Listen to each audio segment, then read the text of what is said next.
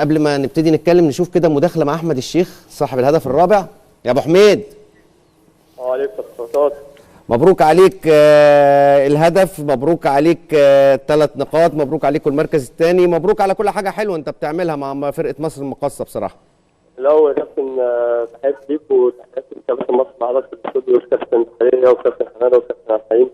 يعني طبعا بحمد ربنا في الاول وفي الاخر على كرمه. الحمد لله الواحد بيتعب يا كابتن بيجتهد والحمد لله يعني ربنا بيدينا على قد تعبنا ده الحمد لله. دلوقتي يا احمد ليه دايما كده بنحس ان انت ما بتضيع فرصه او بتضيع ضربه جزاء بحس انك زعلان قوي وشايل الدنيا كلها فوق راسك؟ العمليه ابسط من كده بكتير.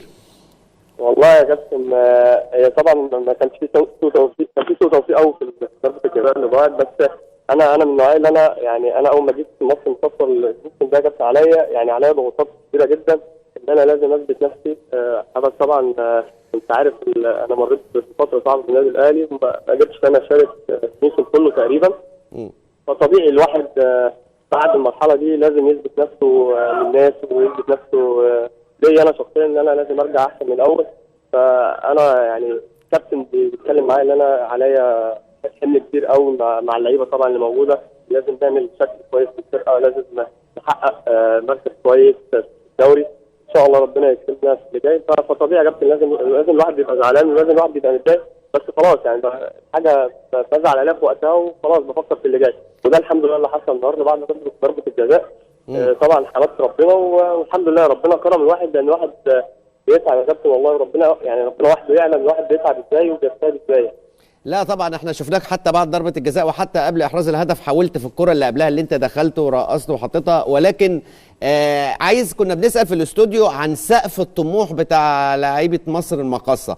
سقف طموحكم واصل لحد فين السنه دي يا احمد؟ هل مجرد ان انت بتاخد مركز تاني تالت تشارك في بطوله افريقيه، ولا هل ممكن يكون انتوا فاكرين ان انتوا حاطين في دماغكم انتوا هتاخدوا الدوري، عايزين ناخد بطوله، عايزين ناخد دوري كاس؟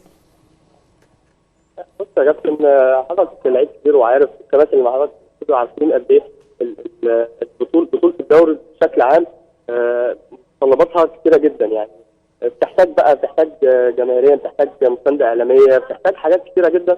لكن احنا كلاعيبه ومع الجهاز الفني اللي موجود مع مجلس الاداره بننزل اي مباراه بنلعبها اهم حاجه 3 بونت، وده الحمد لله اللي مخلينا بنأدي بالشكل الممتاز ده.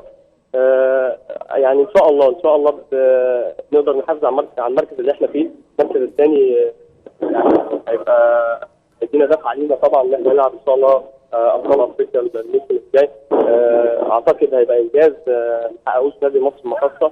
ان شاء الله باذن الله يعني قدرنا ننافس على الدوري، يعني ليه لا، يعني ان شاء الله بنحاول ان شاء الله جبتنا اللي جاي ان شاء الله. لا وانت يا احمد كلنا بصراحه مقدرين مجهودك اللي انت بتقوم بيه. احمد الشيخ 9 اهداف 3 اسيست 12 جون مساهم فيهم بنسبه 41% من الشغل الهجومي لفرقه مصر المقاصه.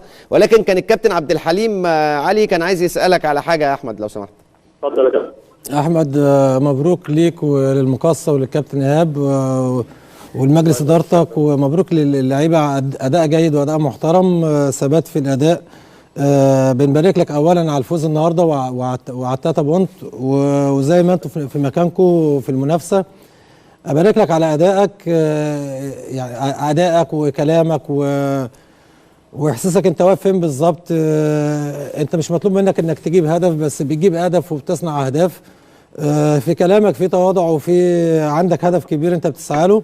ما تقلقش، مش عايزك تزعل لما بتضيع ضربات جزاء ولا بتضيع اهداف. دي مش قضيتك. انت بسم الله ما شاء الله بتعمل حته دفاعيه، بتنزل نص ملعبك، بتساعد زمايلك. انت ليدر في الملعب مع الكابتن هاني، فبالتالي عندك ده كل. ما تقلقش، انت لسه صغير ولسه قدامك بسم الله ما شاء الله العمر طويل يعني. انما للوصول اللي انت فيه دي حاجه تحترم. المعدل التهديفي دي حاجه تحترم. الاسيست اللي انت بتعمله، تواضعك مع زمايلك ومع جهازك، دي حاجه هتعليك اكتر، مش هتقلل منك. فما تقلقش انك ضيعت ضربه او 2 او 3 او 10، مش دي قضيه. ربنا يوفقك ويديك قد كده مليون مره ان شاء الله. ربنا يخليك يا كابتن، ويعني بجد حاجه كبيره جدا يا كابتن. كلام حضرتك ده يعني فوق راسي، شرف كبير ليا ان حضرتك تتكلم عليا بالشكل ده، ويديني دافع ان شاء الله الفتره اللي جايه الواحد يتواضع اكتر ويجتهد اكتر، وباذن الله ربنا يكتب الواحد ان شاء الله. احمد اخيرا قبل ما تقفل يا احمد، عايز اسالك على حجم الضغوط اللي انت عشتها بعد ماتش الاهلي ومصر المقاصه، والناس اللي قالت لك ده ضيعها قاصد، ده قاصد يضيعها، ده زعل لما جات له ضربه جزاء، الحاجات دي كلها انت اتعاملت معاها ازاي؟ والله يا كابتن انا رحت قعدت في البيت وقفلت الموبايل وقفلت التلفزيون وريحت دماغي ما ركزتش في اي حاجه والله يا كابتن. هو بس كل يعني انا خلاص انا نسيت ضربه الجزاء، بس كنت بفتكرها لما بنزل الشارع. يعني الناس الاهلاويه بيبقوا فرحانين طبعا، الناس الزملكاويه بيعاتبوني بشكل محترم جدا، بس طبعا ما فيش حد يا كابتن بيقول يا رب تعزني. يعني اي حد بيتمنى ان هو يجيب خصوصا يجيب هدف في النادي الاهلي وما كانش فيه توفيق، لكن طبعا الحمد لله يعني انا يعني بعرف الحمد لله بعرف افصل كويس ازاي. طبعا مع الكابتن ايهاب هنا يعني اتعامل معايا بشكل محترم جدا. يعني يا كابتن حتى كمان بعد ما ضيعت ضربه الجزاء قال لي انت لو تشوط برضه لو جت ان شاء الله، والنهارده برضه بعد ما ضيعت جابني على الخط وقال لي لو جت ضربه جزاء ثاني انت لو تشوط. فدي يا كابتن دي حاجه يعني نفسيا تخلي الواحد يطلع كل اللي عنده. فطبيعي يعني طبيعي الحب اللي موجود في الفرقه ما بين اللعيبه وبين الجهاز ومجلس الاداره ده مش من فراغ يعني الحمد لله. طب دلوقتي يا احمد احنا سمعنا ان النادي الاهلي ابتدى يتكلم ويسال اتحاد الكوره عن مدى قانونيه رجوع احمد الشيخ للفريق في يناير.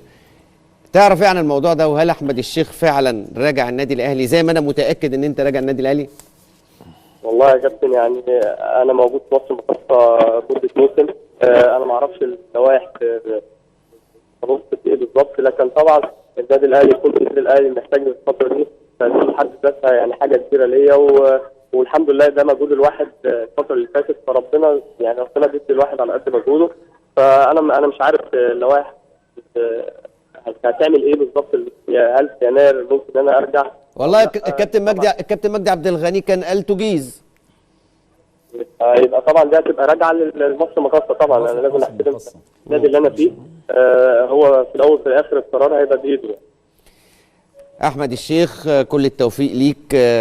يعني اعرف الكلام ده بقى صح ولا غلط مع الكابتن ايهاب جلال المدير الفني لنادي مصر المقاصه. بقول له حماد قال كده واقول له كابتن حماد قال كده يا بوب. يا كابتن بركات السلام عليكم. ازيك يا كابتن ايهاب؟ وحشني كتير كتير كتير. لا انت اكتر ومنور، وطبعا كابتننا الكبار كابتن فتريه وكابتن عماد كابتن عبد الحكيم. كابتن ايهاب مبروك. ايهاب مبروك يا ايهاب. مبروك كابتن. طبعا مبروك النهارده 3 نقاط اكيد غاليه، بتاكد وجود مصر المقاصه في المركز الثاني، بتخليه بعيد عن اللي بيلاحقه، بتقرب من النادي الاهلي، بتدي ثقه للعيبه. وكنا بنتكلم لعيبه مصر المقاصه بتفكر دلوقتي يا كابتن ايهاب ازاي في المنافسه على بطوله الدوري. هل انت عايز تلعب بطوله افريقيه ولا انت اديك يعني جت ما جاتش ولا ايه الفكر دلوقتي؟ لا والله بالنسبه لي انا شخصيا طبعا ان انا عاوز اعمل حاجه ان شاء الله السنه دي ربنا يسهل، حاجه وتبقى مفاجاه، لكن في الاول والاخر انا وده اللعيبه عارفاه، عارفه ان احنا لا ابعد حته ممكن يعني ممكن ان شاء الله على الدوري، لكن انا ما اقدرش يعني افكر ماتش بمصر خصوصا في الدور الاول نخلص ماتش السريه ان شاء الله، وهنبقى عندنا شهر ونص راحه هندي فيهم اسبوع، ساعتها دي الراحه دي هتفيدنا بعد الراحه في 7 ماتشات مهمين جدا ورا بعض، وهم دول اللي هيحددوا احنا هنستفيد ان شاء الله. كابتن ايهاب اتعاملت ازاي مع احمد الشيخ بعد الضغوطات اللي اتعرض لها الفتره الاخيره خصوصا بعد مباراه الاهلي، واحمد الشيخ نجم من نجوم نادي مصر المقاصه، وفي ناس يعني وصلت ان هي لدرجه انها شككت حتى في احمد الشيخ وفي ادائه وفي احرازه لضربه الجزاء من عدمها، يعني ناس كتير اتكلمت. اتعاملت مع احمد ازاي خصوصا ان احمد من اللعيبه اللي نفسيا بتتاثر بسرعه يعني، وده بيبقى واضح من خلال تضييعه الفرصه او ضربه جزاء او حاجه من. والله طبعا هو رد فعله بعد النهارده بالذات بعد البنالتي وبعد كام كوره اللي ضيعهم، انا كنت هخرجه اصلا بعد البنالتي بس قلت لا انا هسيبه عشان ان شاء الله يجي، وقلت له الكلام ده وهو واقف جنبي، قلت له انا كنت هخرجه مش هخرجه، لو انت عايز تجيب جول ربنا يكرمك. ثاني حاجه قلت له انت هتشوط لو بنالتي دي ثاني هتشوط، بس الكلام ده قلته بعد النادي بعد الوقت. طبعا هو تعرض لبعض الضغوط من الحاجات اللي فاتت، طبعا ده كلام مستحيل يعني بس طبعا شخصيه محترمه والراجل عنده اخلاق، لكن في الاول والاخر من اللعيبه كلها اعرف لعيبه ورغم كده اصريت ان هو برضو اللي يسدد ضربه الجزاء النهارده. بالظبط يعني هو انا من واحد شاف 5 بنالتي قبل كده في اوقات صعبه جدا واحرز ومع فرق كبيره، وانا عارفه، يعني عارف هو عندي هاني سعيد يعني ده في اللعب، بس انا عارف، وانا برضو عايز ارجع له الثقه، لانه الثقه دي متعود له، احنا هيفيدنا في الاول والاخر، عندنا ماتشات كبيره في الدور الثاني يعني. كابتن ايهاب، طمنا على محمود حمدي، ايه اللي حصل له النهارده؟ لا دي هو شاط الارض وهو بيشوط الكوره، فالضم العضله الضم عنده سدد كويس، ان شاء الله نقدر نساعد دلوقتي، لكن هو ان شاء الله يبقى مريح الماتش الجاي، ما عندناش مشكله، احنا عندنا محمد فوق.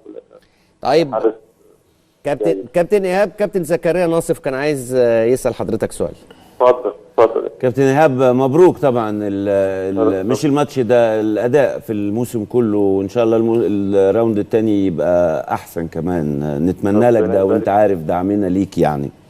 هو في سؤالين، لاحظت ان ما اعرفش انت لاحظت ولا لا، ان احمد الشيخ لما بيضيع البينالتي بيبقى هو اللي عامله، هل خدت بالك انه ان دي ملحوظه شويه ممكن يكون لها تأثير، انه بيقع وبعدين يقوم هو اللي يلعبها، ما بيلحقش على الاقل ياخد نفسه، ما بيلحقش تركيزه يكون، مش عارف انت لاحظتها او لا، انا لاحظتها في الاهلي والماتش النهارده، هل دي اتكررت او لا؟ مش عارف، انا حبيت اعرف منك. هو جاله بنالتي قبل كده برضه في ماتش امبي وهو اللي شاطه واحرزه. فدي لكن هو ممكن تركيزه بيروح شويه، ممكن ضغط ماتش النادي الاهلي، ممكن النهارده يفكر في البنالتي بتاع النادي الاهلي، لكن في الاول والاخر انا عاوز ارجعه، لان هنحتاجه في الاوقات الصعبه. عندنا يعني برضه كاس، وعندنا عدد كبير بيشوط بنالتيات كويس، ان انا لازم قبل ما اخلي حد تاني يشوط لازم هو يبقى يرجع تاني للثقه دي، وانا كان يهمني يجيب هدف متحرك، ودي صحيح يعني من الكوره متحركه، والحمد لله ربنا كرمه حتى بهدف صعب جدا، وانا قلت له بعدين، قلت له ربنا هو اللي بيريد الكوره تدخل، مش انت، لو انت عاوز تجيب جول ربنا بيوفقك فيها. فهو الحمد لله يعني كسبنا شويه حاجات كثيره منها.